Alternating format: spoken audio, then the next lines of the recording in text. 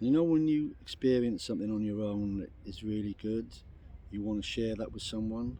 So, in the 70s, I persuaded my mum and my younger brother John we would go to Lourdes together, and we did. And we had a great time. We had fun. There was a lot of laughter. My mum, my late mother, always remembered me taking, making jokes in the coach going up into the Pyrenees when I took off the the person on the bus who was the tour guide. I would say, and if you look left, you have a 200-foot drop. If we're not careful, we're going to go down it. My mum thought this was very funny. People around me were laughing. Well, that's me. So then, then quite a few years passed, and I met my wife, Kathy, and we got engaged to be married. And we decided we should go away and have a little holiday. And so we got on my motorbike, BMW R80 RT, very powerful motorbike, and we took off with it was an adventure. We didn't have many plans, and yeah.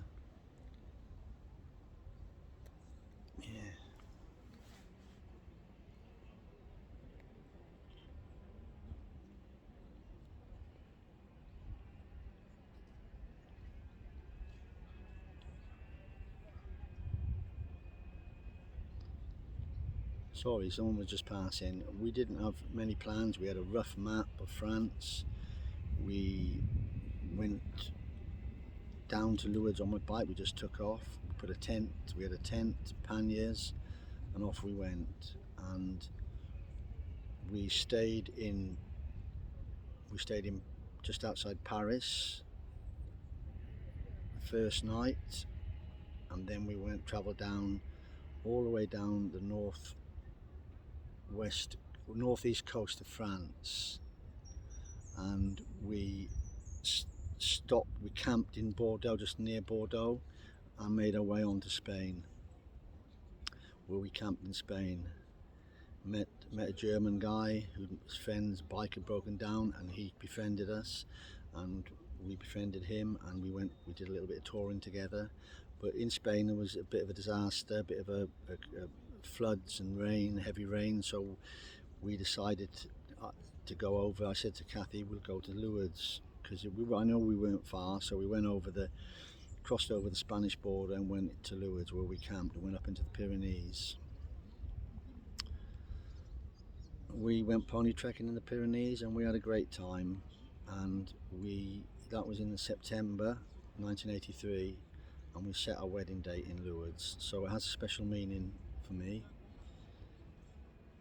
We went back to England. We went back by motorcycle.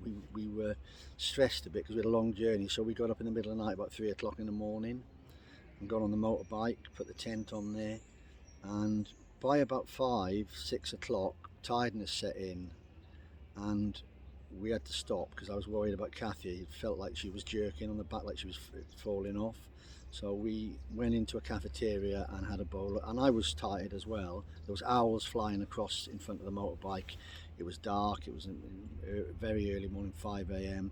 And so we stopped at a cafeteria that happened to be open, and we had about 6 o'clock. We had two big bowls of cafe au lait, which, once the caffeine kicked in, I was back on the bike and alert, heading up. Now it's 900, roughly 900 odd miles from Lourdes to Gravesend, and we had no intention of doing that journey in one fell swoop, but we kept going. And sometimes Kathy would have a cigarette at the back of the bike, a roll up. I think she was smoking roll ups then, with a visor up. I mean, I'd never seen her smoke a cigarette so quick, with the wind igniting it.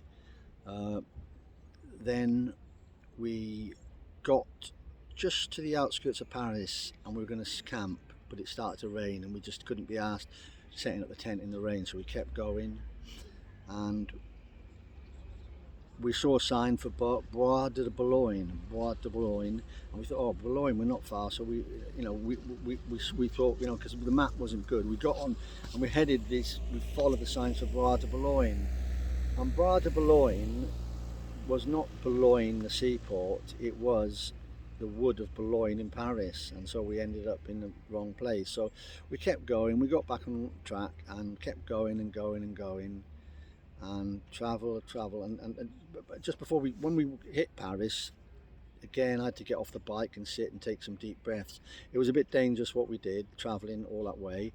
Anyway, we kept going and going and going and going until we eventually got to Boulogne at about, I think it was about, you know, bear in mind we set off at 6 in the morning. We got to Boulogne, but seaport at about 11:30, 12 o'clock.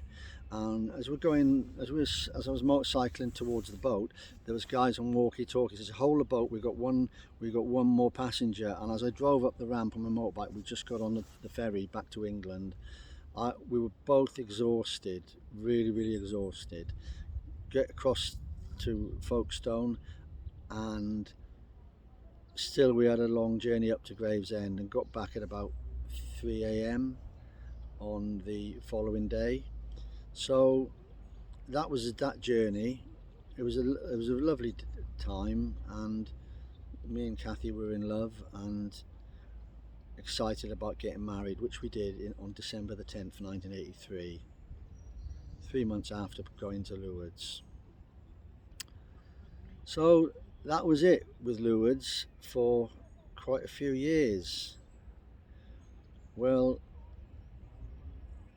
I always thought about Lourdes, and then on the 30th of, I mean, Kathy got ill, very ill, and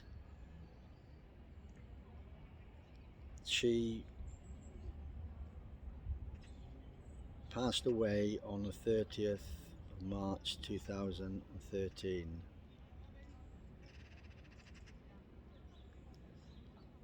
And it was tough for the whole family. And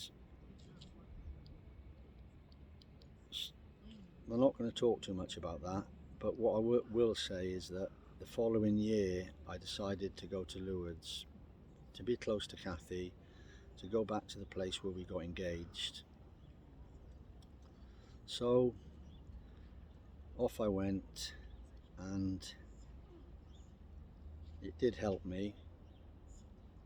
It did help me, and I did a video of the trip which is on my YouTube channel for everyone to see. And I put pictures of the trip I had with Kathy in 1983 in that video. So I phoned my mother whilst on the trip, the memorial trip in 2014, and my mum said, oh, I'd love to go back to Lourdes. And I said, well, let's do it. So I spoke to my cousin Burl, and we made it happen, and we had a great time, the three of us.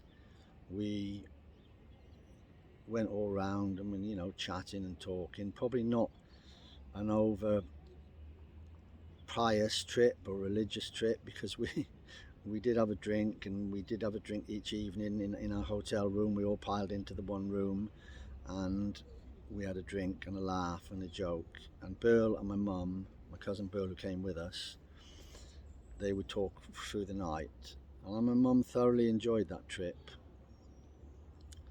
And so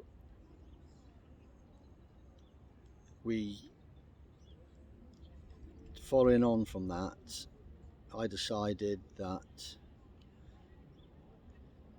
4 years later I would go to Lourdes again in 2019, and I said to my mother that I was going, would she like to come, and she said yes, but obviously it was very challenging because her mobility was bad.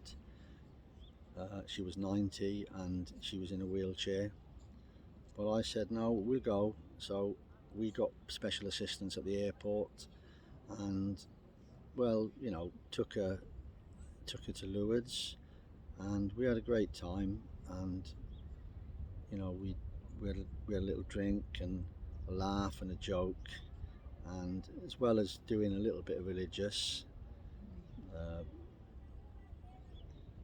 and I know my mum thoroughly enjoyed it because she talked to her best friends Lucy and Peter Correa about it for a long time afterwards. So I came back again this year after the COVID, 2019 with my mum, and came back after the COVID. I don't know, you get it in your heart. Someone said, come to Lourdes, and so I came, and here I am, and you know, it's tinged with a bit of sadness because I've got my memories of mum and my memories of my trips with my mum. The three trips I made with her, two first one with my brother John and my mum, and the second with my cousin Burl and myself, and the third trip just me and my mum. It's been a consolation to me to have that memory. I know it's this trip now, 2022, September 22, is tinged with a bit of sadness because I think of when I was here with Kathy and when I was here with my mum, and they're no longer with us. So it's quite tough. But I'm so glad to have those memories. They're precious. Imagine if I hadn't taken my mum, I would never have had those lovely memories. The year before she died, she passed away in 2020.